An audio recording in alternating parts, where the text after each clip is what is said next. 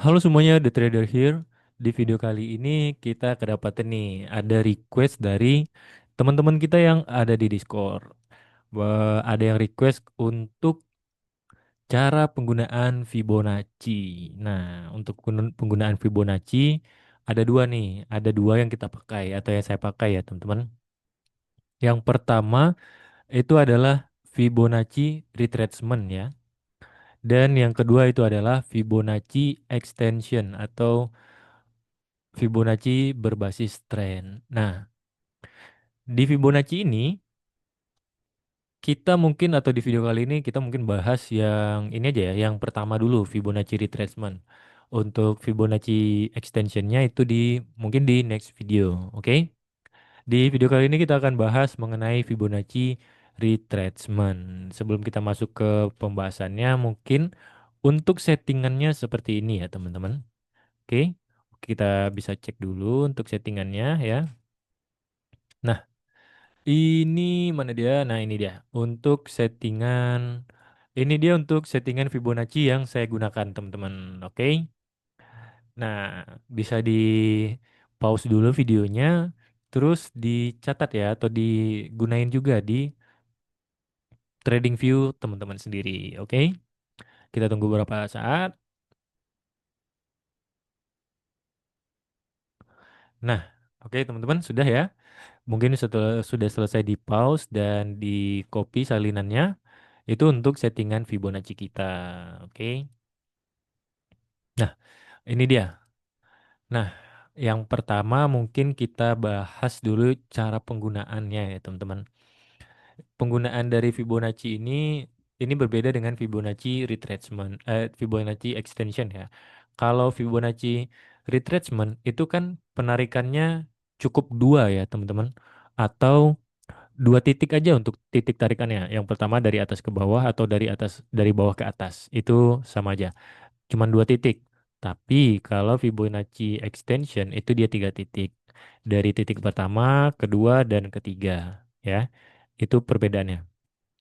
Tapi di video kali ini kita akan bahas yang retracement dulu ya. Untuk Fibonacci retracement ini, untuk yang teman-teman perlu ketahui dulu ya. Untuk Fibonacci ini hanya berguna atau probabilitasnya itu lebih tinggi di market yang kondisinya sedang trend. Ya, teman-teman, market kondisi yang sedang tren. Ingat, sedang tren ya. Entah itu trennya bullish atau trennya bearish. Tapi kalau teman-teman gunakan di tren yang sedang sideways, itu akan sedikit useless ya atau tidak berguna atau kurang efektif lebih tepatnya teman-teman.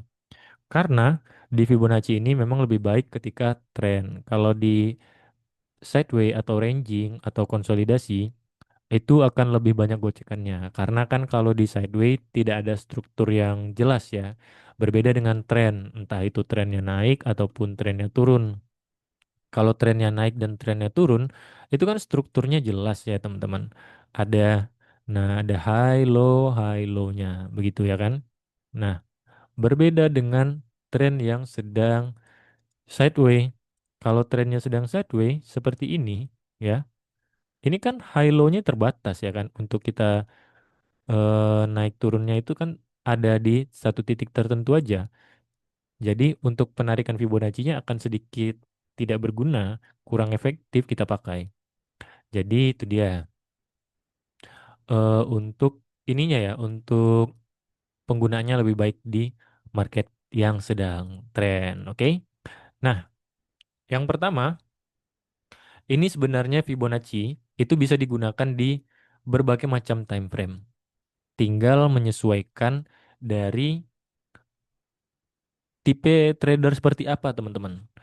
Entah teman-teman tipenya swing, intraday, ataupun scalper ya, atau scalping.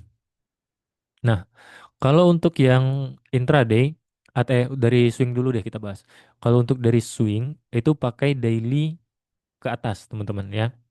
Dari daily ke atas ya. Contohnya dari satu hari, satu minggu, satu bulan, 3 bulan, atau ke atas terus. Itu untuk teman-teman yang pengen swing ya. Kalau teman-teman yang pengen intraday, Intraday itu dari satu hari ke bawah. Gunakan di satu hari, 4 jam atau di 1 jam. Ya. Nah, kalau untuk teman-teman yang scalping, itu di 1 jam, 30 menit, 15 menit. Nah, atau di 5 menit paling kecil. Itu udah paling oke. Ya. Tinggal menyesuaikan lagi nih teman-teman tipe tradernya seperti apa. Oke, sekarang kita masuk ke cara penggunaannya. Yang pertama kita masuk dari swing dulu ya. Dari swing dulu. Kita pakai dari 1 hari ke atas ya, atau dari 1 minggu bisa juga.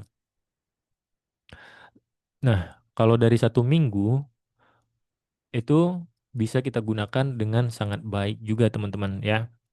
Tapi kalau di 1 minggu ini trennya akan sedikit lebih jarang dapat sebenarnya. Cuman bisa aja ya dari ini momentumnya bakal lebih lama gitu. Untuk nunggu waktunya itu lama teman-teman ya. Contohnya nih kita pakai penggunaan retracement ya. Cara penggunaannya itu ada dua. Di kondisi yang sedang bullish dan bearish ya, berbeda. Kalau sedang bullish atau tren naik itu dari bawah ke atas teman-teman. Ya, dari bawah ke atas. Ingat,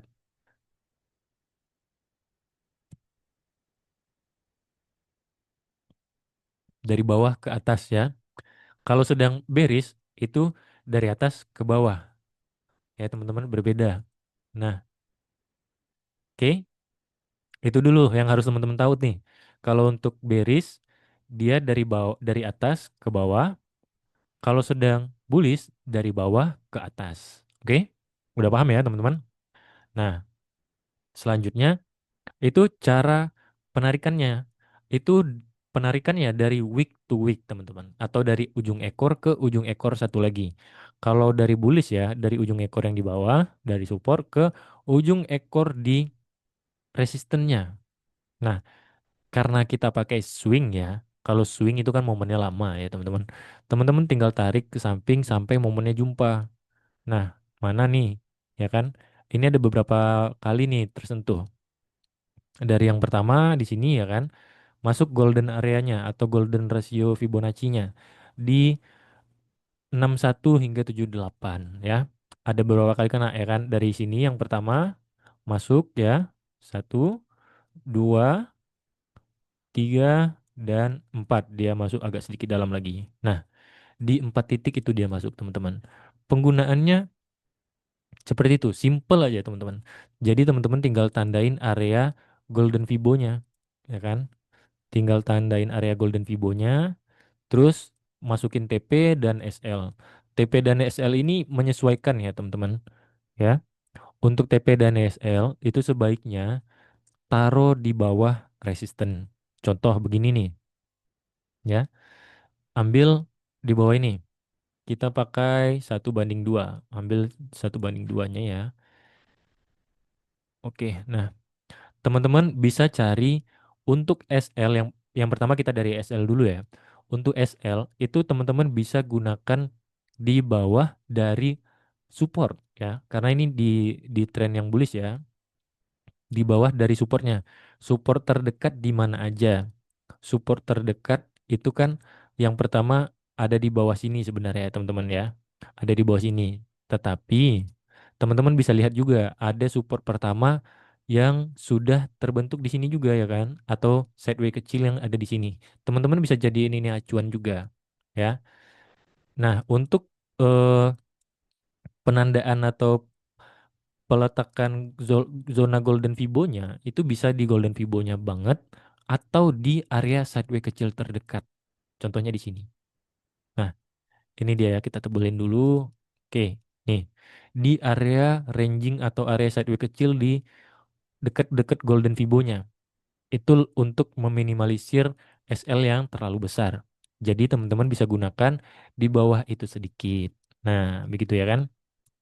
Nah, untuk TP itu minimal 1:2 ya. Paling oke 1:2 teman-teman. 1:2-nya segini. Nah, berarti pas ya, pas di area dari resistennya ya kan? Pas dari area resisten yang ini ya kan? Ini dia. Kita tandain dulu. Oke, ini dia. Nih, ya kan? Nah, Teman-teman bisa ambil untuk area resisten terdekat atau max TP di dekat area penarikan pertama. Ya, cuman kan kalau itu bisa menyesuaikan atau menunggu waktu yang cukup lama juga. Taruhnya itu di area body, jangan di area wicknya ya atau ujung ekornya banget. Karena kadang harga itu nggak nyentuh banget dari area ujung ekornya. Lebih aman kita gunakan di bodinya, teman-teman. Jadi kita bisa dapetin maksimal profit yang lebih besar, ya kan? 1:5. Oke banget tuh. Nah, ketika sudah dapat TP, tapi harganya balik lagi gimana, Bang? Harganya balik lagi kita bisa masuk, ya. Ingat, tetap tunggu konfirmasi dulu atau bisa langsung masuk sesuai zona. Nah, karena teman-teman udah dapat nih, ya kan? Udah dapat lagi areanya. Yang pertama dari itu ya teman-teman, setelah harga menyentuh 2 atau 3 kali, itu biasanya sudah sedikit lemah. Jadi untuk SL teman-teman bisa lebih lebarin sedikit. Gunainnya di mana? Gunainnya entah di bawah sini, ya yang pertama di area yang tadi juga, atau di bawahnya lagi dari Golden Fibo-nya tadi. Bisa di bawahnya lagi sedikit di bawah sini ya kan, untuk di bawah wick yang ini. Nah, teman-teman bisa masuk lagi tuh di zona yang berikutnya ya kan. Nah, tetap TP juga kita pakai di body candle-nya aja deh. Nah, tetap 1:2 itu masih oke, ya kan? Nah, jadi seperti itu teman-teman. Penggunaannya untuk penarikan golden Fibo-nya. Untuk tren yang sedang bullish itu dari bawah ke atas dan tren bearish dari atas ke bawah, ya teman-teman. Nah, tapi ya teman-teman, tapi untuk penggunaannya itu nggak bisa langsung ya. Nggak bisa langsung. Maksudnya nggak bisa langsung gimana, Bang? Kita perlu tunggu rejection. Ya, teman-teman. Kita perlu tunggu yang namanya rejection. Contohnya deh, kayak gini, ya kan? Harga nih, ya. Harga kan kita udah dapat nih di bawah untuk zona tariknya atau zona supportnya udah dapat nih, ya kan? Untuk zona supportnya kita udah dapat di bawah sini. Selanjutnya, harga udah dapat resisten. Oke? Ketika harga udah jumpa resisten, contoh begini deh, belum jumpa resisten banget, ini masih sideways. Teman-teman tunggu, tunggu harga naik, tunggu ya kan naik lagi, naik lagi. Nah, udah dua nih, ya kan? Udah dua nih yang apanya? Dia ngebentuk pullbacknya atau candle merahnya. Nah, ketika udah candle merah seperti ini, teman-teman baru bisa narik. Tapi misalnya kalau masih bullish-bullish dan biru seperti ini, ya udah biarin dulu candlenya sampai ke atas, dia sampai mana, nanti ketika udah mulai ada candle rejection, teman-teman baru mulai masuk ya. Perhatikan candle yang di ujungnya, teman-teman. Ketika udah mulai masuk, teman-teman bisa mulai tuh. Nah, dari biru ya kan, masih biru, tunggu, oke masih merah satu. Nah, jumpa nih merah yang kedua. Nah, di merah yang kedua ini baru kita bisa ambil untuk daerah dari resistennya di sini. Begitu ya. Baru kita bisa tarik tuh Fibonacci-nya ya kan. Oke, kita tarik Fibonacci-nya dari bawah ya, dari supportnya tadi ke resisten yang paling atas setelah rejection muncul. Oke. Setelah rejection muncul, ya kita tinggal tunggu naik terus terus terus ya kan. Nah, oke. Harga mulai nyentuh nih di zona pertama kita ya kan. Oke, udah masuk zona pertama. Kita mulai bisa entry ya kan. Entry lagi masuk zonanya. Selagi resisten yang ini belum di break kita masih berpatokan pada golden Fibo yang di bawahnya ya. Golden Fibo yang ada. Ketika harga sudah break itu baru kita tunggu next momentumnya. Ya, teman-teman, begitu. Jadi tunggu dulu biarkan harga naik ketika masih biru-biru, tunggu rejection 1 atau 2 candle ya. Ketika satu candle masih merah, tunggu candle kedua. Kalau candle keduanya ini masih merah juga, kita baru bisa tarik. Tapi di candle kedua misalnya, harganya ngebreak lagi makin di atas. Tunggu rejectionnya lagi ya teman-teman. Baru kita bisa tarik resisten yang baiknya. Oke?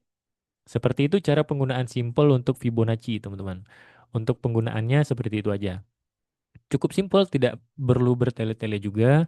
Dan untuk Fibonacci ini juga termasuk tools ya yang probabilitasnya cukup tinggi. Jadi pemanfaatannya cukup sederhana juga, tidak banyak yang aneh-aneh dan seperti itu untuk penggunaan Fibonacci retracement. Oke, teman-teman. Nah, untuk di video selanjutnya kita akan bahas Fibonacci extension ya.